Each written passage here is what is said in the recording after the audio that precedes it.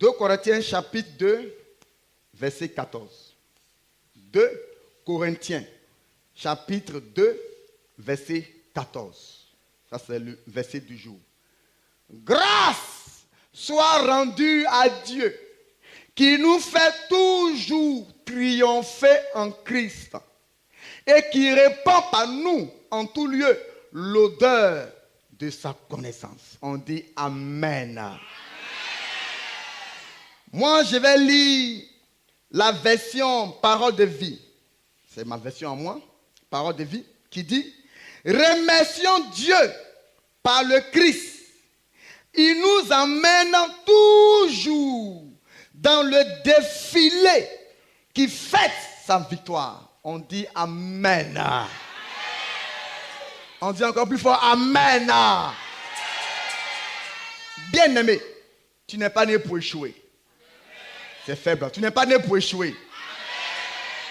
Tu n'es pas chrétien pour échouer. Amen. Tu n'es pas enfant de Dieu pour être bloqué. Amen. Tu n'es pas enfant de Dieu pour souffrir. Amen. Tu n'es pas enfant de Dieu pour tomber malade. Amen. Tu n'es pas enfant de Dieu pour avoir peur des sorciers. Amen. Tu n'es pas enfant de Dieu pour être la victime et la proie de Satan. Amen. C'est lui qui dit Amen, reçois la victoire. Reçois le triomphe. C'est lui qui dit Amen, je ne te vois jamais échouer au nom puissant de Christ Jésus.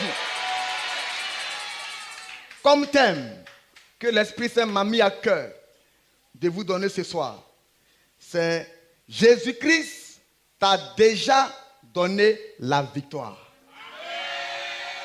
C'est lui qui dit Amen plus fort. La victoire sera attachée à toi jusqu'à ta mort. Jésus-Christ t'a déjà donné la victoire. Lève-toi, dis après moi, je suis victorieux. J'entends rien. Je suis victorieux. Je suis victorieux. Je suis un vainqueur. Je suis un vainqueur. Je triomphe chaque jour. Je triomphe chaque jour. Au nom de Jésus. Assieds-toi, cher prince et princesse de l'Éternel. Bien-aimé, devenu enfant de Dieu, devenu chrétien, tu ne dois plus manifester la même vie d'autrefois. Si autrefois tu échouais, c'était normal. Parce que tu n'avais pas encore rencontré la lumière qui allait faire disparaître les ténèbres par les échecs et les maladies. Donc si autrefois étant païen, tu échouais, tes affaires étaient bloquées, tu tombais malade, je peux dire que c'était normal. Parce que la lumière n'était pas en toi. Jésus-Christ n'habitait pas en toi. Et ton esprit n'était pas régénéré. La Bible dit, maintenant j'explique. Lorsque Dieu a créé les cieux et la terre, il a pensé à l'humanité en disant, mais je vais créer toutes ces choses-là. Pourquoi? Qui seront les bénéficiaires de mes créations, de mes créatures? Qui? Voilà comment Dieu, dans son amour, va penser à toi et moi. En disant, je vais créer les cieux, je vais créer la terre pour que tu sois le premier bénéficiaire des créations de Dieu. C'est lui qui dit Amen. Ce qui est à Dieu est à toi. Amen. C'était la pensée de Dieu. Et la Bible dit, quand Dieu a fini de créer les cieux et la terre, en 6 jours, il va maintenant dire, je vais manifester ceux qui allaient être les bénéficiaires de mes richesses et de mes créatures et de mes créations. Je vais les manifester. Quand on lit Genèse chapitre 1 au verset 26, la Bible dit, Dieu va dire, faisons les humains, faisons l'homme à notre image, et que cet homme-là soit notre vraie ressemblance. Ça veut dire qu'il soit notre photocopie, mais en original. Alléluia. Et au verset 26, Dieu a eu la pensée. Et au verset 29, il va maintenant manifester son projet. Il a créé l'homme, il a créé la femme. Et la Bible dit, Dieu les bénit. Dieu les bénit. Au verset 28, Dieu les bénit. Et Dieu l'a dit, soyez féconds, multipliez, remplissez la terre, assujettissez-la et dominez sur les poissons de la mer, sur les oiseaux du ciel et sur tout animal qui se met sur la terre. Dominez, dominez. Dieu ne peut pas dire à quelqu'un de dominer s'il n'a pas mis en toi la capacité pour dominer. On dit à quelqu'un domine parce que la domination est en toi. Ton amen est faible. Et Dieu a adressé à sa créature humaine, l'homme, ces 5 types, ces 5 premières bénédictions. Soyez féconds, dominez, assujettissez, remplissez, multipliez. Voilà la bénédiction que Dieu a adressée à l'homme. Et la Bible dit, le diable, qui est le rival de Dieu, va être jaloux et va descendre sur terre quand Dieu l'a projeté après sa rébellion. N'oublions pas que Lucifer, qui après est devenu Satan, était l'ange créé par Dieu. Donc, n'attribuez pas le pouvoir, n'attribuez pas la puissance, n'attribuez pas l'autorité, la domination à la créature de Dieu qu'au Créateur. Non. Le Créateur est toujours au-dessus de sa créature. La créature n'est rien sans l'ordre du Créateur. La créature existe par le Créateur. Donc c'est Dieu qui a mené en existence Lucifer, qui est devenu après Satan, le diable, le serpent, le méchant. Et voilà la jalousie qui va manifester le diable Satan. Il va aller séduire l'homme, créature de Dieu, la ressemblance de Dieu, l'image de Dieu. Il va aller séduire l'homme. Et l'homme va succomber aux tentations et aux séductions du serpent. Car la Bible dit, Genèse 3, verset 1. Parmi tous les animaux terrestres que Dieu avait fait, le plus rusé des animaux était le serpent. Donc le diable va s'incarner dans le serpent pour aller séduire Ève et séduire Adam. Les deux, pendant que Dieu va leur dire, vous pouvez manger de tous les fruits des autres arbres, sauf cet arbre-là. Si vous mangez ce fruit de cet arbre-là, vous connaîtrez la mort. Vous allez mourir. Donc l'ordre a été donné par Dieu aux humains. Mais regardez ce que Ève et Adam vont faire. Donc ça veut dire quoi? L'homme pêche volontairement. La femme pêche volontairement. Sachant que ce que je vais faire n'est pas bon. Je le sais. Et je le fais quand même. Donc je pêche volontairement. Qui parmi vous a une fois vu Satan venir attraper ses pieds, attraper ses mains pour aller commettre ou pour aller pécher? Personne. Le diable frappe la porte toujours par la séduction. Satan séduit toujours par ton esprit. Et si maintenant toi, ton esprit est faible et que tu n'as pas la parole, tu n'es pas assis dans la parole, le diable va t'avoir. Et voilà comment Satan a eu Ève et Adam. Ils ont péché. Et maintenant, quand ils ont péché, Dieu leur a dit quoi? Si vous mangez ce fruit de cet arbre-là, vous allez mourir. Ce n'était pas la mort physique dont Dieu parlait, c'était la mort spirituelle. Parce que la vie est spirituelle. La vie n'est pas physique. Elle est d'abord spirituelle avant d'être physique. N'oubliez pas que Dieu a créé en premier lieu les cieux. Dieu n'a pas créé en premier lieu la terre. Donc, c'est ce qui est créé en premier qui domine ce qui est créé en second. Dieu a créé en premier lieu les cieux et après la terre. Donc, les cieux commandent la terre. Vous voyez? Et tout ce à quoi on n'a pas accessible à toucher, tout ce qui nous échappe et qui est invisible, relève du monde de l'invisible, non, le monde spirituel. Dieu, on ne le voit pas. Il est spirituel. Les anges, on ne les voit pas. Ils sont spirituels. Les étoiles, hein, vous voyez un peu, on n'a pas accès au soleil. On n'a pas accès à la lune. On n'a pas accès aux étoiles. Ce sont des choses spirituelles. Alléluia. Le monde est d'abord spirituel avant d'être terrestre et physique. Alléluia. Donc, le diable va séduire Adam et Ève. Pendant que Dieu leur a dit dominer, Dieu les a déjà bénis en les accordant les 5 types de bénédictions. Et Dieu va leur dire dominer, dominer.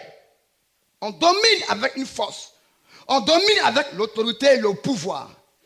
Lorsqu'ils ont désobéi, Dieu va leur dire, si vous mangez, vous allez mourir. Quand ils ont désobéi, ils sont morts spirituellement. Morts spirituellement. Morts spirituellement. Ça veut dire, quand Dieu nous accorde ces bénédictions spirituelles, parce que Dieu d'abord bénit spirituellement, et c'est après, nous manifestons ce que Dieu nous a ordonné dans le monde spirituel, nous le manifestons dans le monde physique maintenant, par le moyen de notre foi. Donc, toutes les bénédictions de Dieu sont spirituelles. Les prophéties, les promesses de Dieu sont spirituelles. Ne sont pas physiques, sont spirituelles. Mais nous les manifestons sur terre par le moyen de notre foi. Alors, Dieu a dit à ces créatures humaines de dominer. Et ces créatures seront dominées par le diable. Ça veut dire quoi?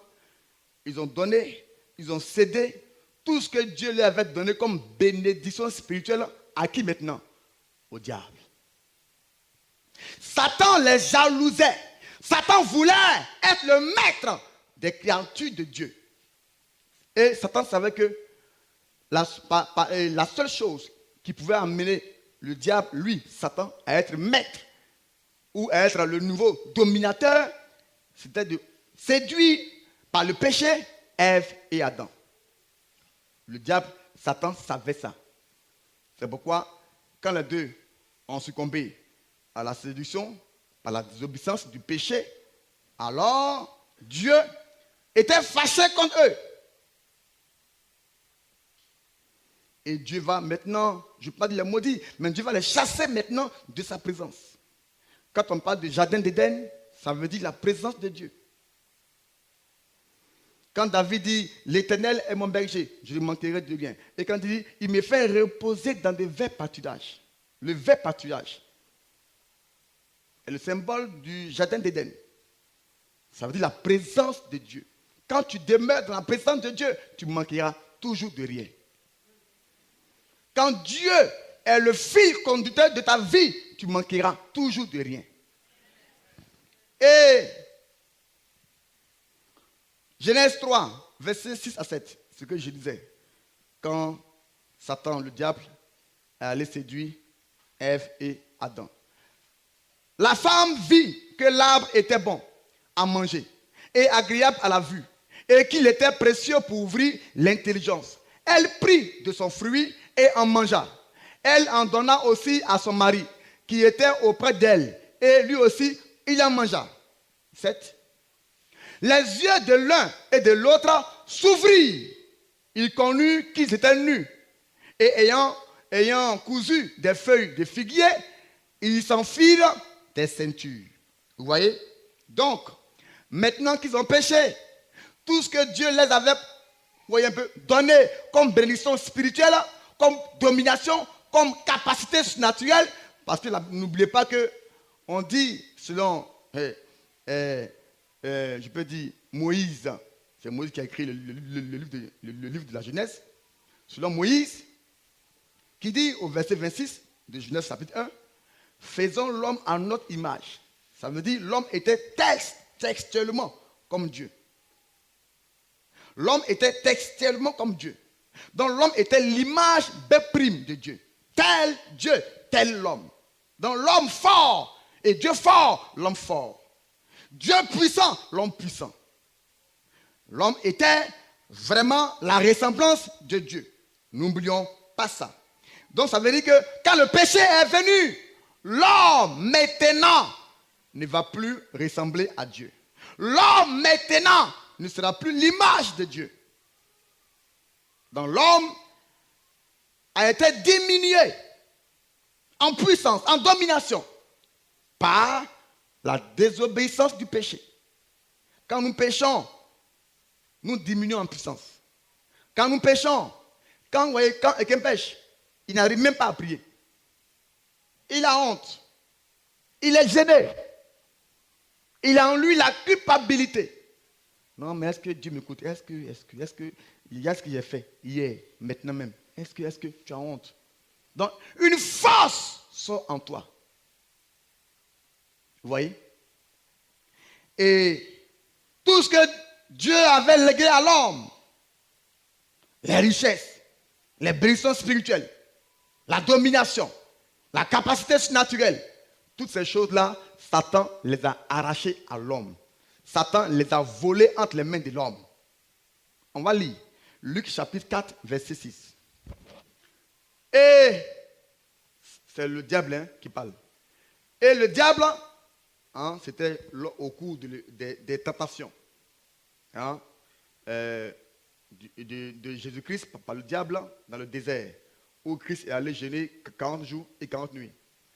Et le diable lui dit, je te donnerai toute cette puissance-là. D'où vient cette puissance dont Satan parle? Je te donnerai toute cette puissance et la gloire de ce royaume, car elle m'a été donnée. Et je la donne à qui je veux. Qui parle là? Le diable. La puissance, la gloire, les richesses, tout ce que Dieu a donné à l'être humain. Quand il les a créés, Satan a tout récupéré. Donc quand nous péchons, Satan récupère les promesses de Dieu qui étaient prêtes même à se réaliser demain. Demain. Que Dieu avait, décrété par les anges d'envoyer ta bénédiction. Et comme tu as péché aujourd'hui, ta bénédiction encore retourne encore par les anges. Vous voyez? Alléluia. Alléluia. Mais, dis simplement, gloire à Dieu. Gloire à Dieu. Dis encore, gloire à Dieu. Il n'y a point de Dieu qui soit amour comme le mien, mon Dieu. Jésus-Christ de Nazareth. Il n'y a point de Dieu semblable à lui. Il n'y a point de Dieu plus amour que lui. Ma mère qui m'a mis au monde n'est pas plus amour que mon Dieu. Il est incomparable. Étant amour, oh, Dieu va penser à toi. Il va penser à moi en envoyant en mission son fils unique appelé Jésus-Christ de Nazareth. Dieu va l'envoyer en mission sur terre. Sur terre. Pourquoi? Pour aller sauver l'humanité. On va lire Jean 3,16. Waouh. Dieu dans son amour va penser à toi et moi. À cause de toi et moi, que Dieu le Père va envoyer son Fils en mission. Car Dieu a tant aimé le monde qu'il a donné son Fils unique, afin que quiconque croit en lui ne périsse point, mais qu'il ait la vie éternelle. Dieu a tant aimé le monde qu'il a envoyé. Waouh! Son Fils, Jésus-Christ, en mission sur terre. Pourquoi? Pour que l'homme et la femme qui ont perdu leur gloire dans le jardin d'Éden soient sauvés. Dis Amen. Amen. Dis Amen. Amen. Et dites-moi, est-ce que cette mission-là, Christ n'a pas réussi? Est-ce que cette mission, Christ n'a pas réussi ça? Amen. Christ a réussi cette mission à 100%. Il a réussi. Il dit, Père, envoie-moi sur terre. Je me présente à toi, envoie-moi sur terre. Je vais aller démontrer la place du diable. Je vais dire au diable que sa place c'est l'enfer. Et il ira lui seul dans cet enfer. Il n'ira pas avec toi et moi. Il n'ira pas avec mes frères. Il n'ira pas avec mes soeurs. Il ira lui seul avec sa cohorte des anges déchus. Alléluia. Christ est descendu sur terre en passant par une femme appelée Marie. Étant fiancé à son homme appelé Joseph. Christ va descendre dans leur vie. Il va descendre dans leur famille. Et les deux seront les parents adoptifs. Et l'enfant va grandir. 3 ans, 6 ans, 12 ans. Il commence son ministère en tant qu'un docteur. Et à 30 ans, il commence maintenant son ministère. Ayant été formé, ayant été éduqué, ayant été rempli par la plénitude de Holy Ghost, il commence maintenant son ministère. Et la Bible dit, il a manifesté son ministère 3 ans et demi. Et le diable, parce qu'il fallait que Christ passe par là pour accomplir les Écritures, le diable va le conduire jusqu'à la croix. À la croix. Si Satan savait qu'envoyer Christ à la croix allait annoncer sa défaite, il n'allait pas le faire. Mais comme c'était écrit, et comme Satan lui-même devrait aussi exécuter, je peux dire, les prophéties déclarées par Dieu, par ses prophètes, Satan était aussi obligé. Obligé. Parce que même s'il est Satan, il est toujours commandé par Dieu. Ton amen est faible. Ton amen est faible. Christ va connaître l'humiliation. Il va connaître la mort. Et la Bible dit, au 3e jour, il fut ressuscité. Waouh! Il a réussi sa mission. Il est venu sur terre. Et il a réussi sa mission. Quelle mission? La mission de réconcilier Dieu avec sa créature. Dieu avec son peuple. Dieu avec ses enfants qu'il a tant aimé. Dieu a tant aimé le monde. Donc, qu'il a tant aimé. Christ est venu dans le seul but de réconcilier Dieu, le Créateur, avec ses créatures humaines. Son peuple que toi et moi, nous sommes. 2 Corinthiens, chapitre 5, verset 19. 2 Corinthiens, chapitre 5, verset 19. Car Dieu était en Christ, réconciliant le monde avec lui-même, en n'imputant point aux hommes leurs offenses. Et il a mis en nous la parole de la réconciliation. Donc, Christ est venu pour nous réconcilier avec Dieu le Père. Alléluia. Alléluia. Maintenant, quand le 3e jour, Christ, qui étant couché dans le séjour des morts, qu'est-ce qu'il allait faire là-bas? Il allait dans le séjour des morts pour aller récupérer tout le pouvoir, l'autorité, la puissance et les bénédictions spirituelles que Satan avait arrachées entre les mains de l'homme. L'image de Dieu, la ressemblance de Dieu. Christ est allé dans le séjour des morts pour dire au diable, mais voici.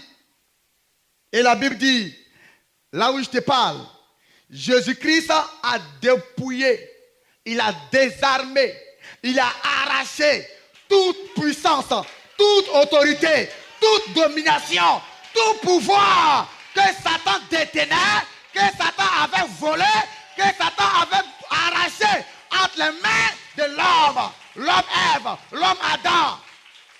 Christ a dépouillé Satan de tous ses pouvoirs. Les pouvoirs qu'il détenait.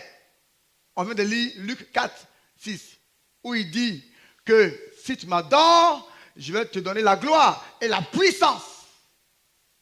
Cette puissance qu'il avait, la gloire qu'il avait, voilà, je te donnerai toute cette puissance. D'où elle vient? D'Adam.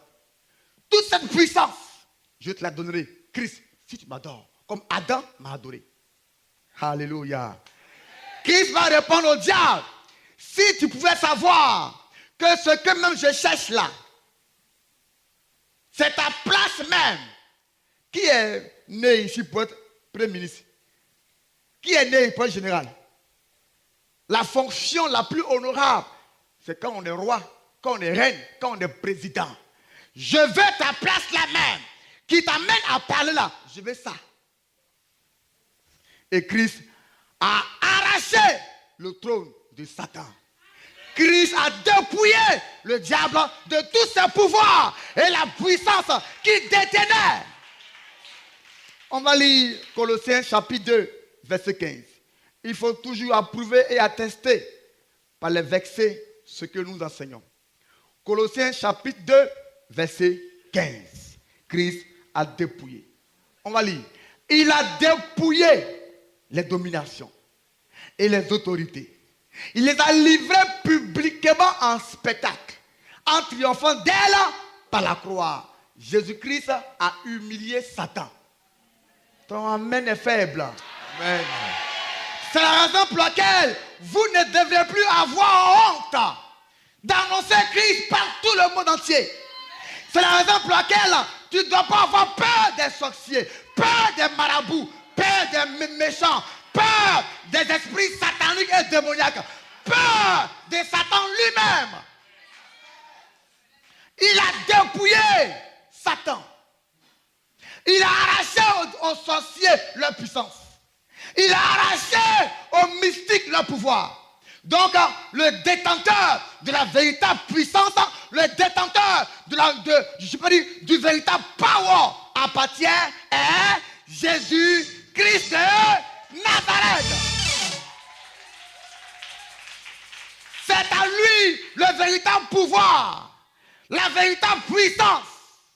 N'ayez pas peur des sorciers. Le pouvoir qu'ils ont, c'est le pouvoir d'un lion qui n'a plus de dents et de crocs, qui n'a plus de griffes. Donc, même une souris est mieux que lui. J'attends pas ton amen. Amen. Satan et les sorciers sont à l'image des lions qui n'ont plus de dents. Ça veut dire qu'ils n'ont plus de crocs, qu'ils n'ont plus de griffes. Une souris, même un chaton est mieux que lui. Ton amen est faible, ton amen est faible. Amen, amen, amen, amen, amen. N'ayez pas peur de la sorcellerie. N'ayez pas peur de tous ceux qui manifestent un quelconque pouvoir. Leur pouvoir ne ressemble à rien par rapport au power qui habite en toi par Jésus-Christ de Nazareth. J'entends pas ton amen. J'entends pas ton amen. Donc, bien-aimé, pourquoi est-ce que tu devrais avoir peur? Pourquoi est-ce que tu devrais encore avoir peur des mystiques, peur des sorciers, peur des cauchemars et des rêves que tu fais? Si tu fais un rêve ou un cauchemar dans lequel les serpents et les lions te poursuivent, et que Christ, par sa grâce, te fait réveiller, et quand tu es réveillé, voilà ce que tu dois maintenant adopter comme attitude. Au nom puissant de Christ Jésus, toi petit serpent, toi petit lion, comment tu as fait même pour entrer dans mon esprit, pour me déranger dans mon repos, me déranger dans mon sommeil? Je te commande à partir d'aujourd'hui, au nom de Jésus, ne reviens plus par l'entrée, par la porte de mon âme, de mon esprit, de mon corps. Ne reviens plus jamais.